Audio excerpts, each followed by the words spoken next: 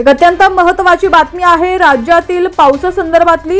राज्यातील विविध जिल्ह्यांमध्ये पावसाने विश्रांती घेतलेली आहे, तर अजूनही बऱ्याच जिल्ह्यांमध्ये पाऊस हा पाहायला मिळतोय। अशातच सोलापूर जिल्ह्यात सलग 2 दिवस झालं दमदार पावसाने हजेरी लावलेली आहे। विजांच्या कडकडाटात आणि ढगांच्या गडगडाटात पावसाने आपली दमदार हजेरी लावलेली आहे। पंढरपूरमध्ये देखील पावसाने आपलं आगमन केलेलं आहे आणि या ठिकाणी तुम्ही पाहू शकता पंढरपूरमध्ये देखील गेल्या 2 दिवसांपासून परतीच्या पावसाने चांगलाच धुमाकूळ घातलेला आहे।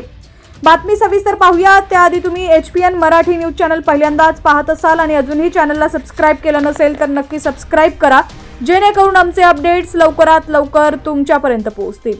तर विदर्भात देखील हवामान विभागाने येलो अलर्ट जारी केलाय। वादळी पावसाची शक्यता देखील वर्तवण्यात आलेली आहे, त्यामुळे नागरिकांनी योग्य ती काळजी घेण्याचे आवाहन IMD कडून करण्यात आलेलं आहे। दरम्यान अकोला, अमरावती, बुलढाणा, भंडारा, चंद्रपूर, गडचिरोली, वाशिम या जिल्ह्यांमध्ये वादळी वाऱ्यासह मध्यम पावसाची शक्यता हवामान विभागाकडून वर्तवण्यात आलेली आहे। तर नागपूर आणि अमरावती या जिल्ह्यांमध्ये खूप जास्त उकाडा जाणवतोय। उर्वरित जिल्ह्यांमध्ये हलका सूर्यप्रकाश राहून हलक्या सरी बरसण्याची शक्यता IMD कडून वर्तवण्यात आलेली आहे।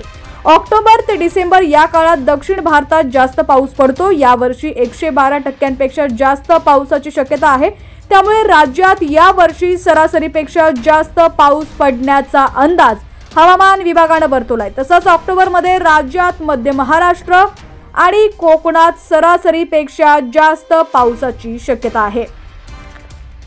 दरम्यान आता राज्यातील तुमचा जिल्हा कोणता, तुमच्या जिल्ह्यात पावसाची काय परिस्थिती आहे, कमेंट सेक्शन मध्ये नक्की कळवा।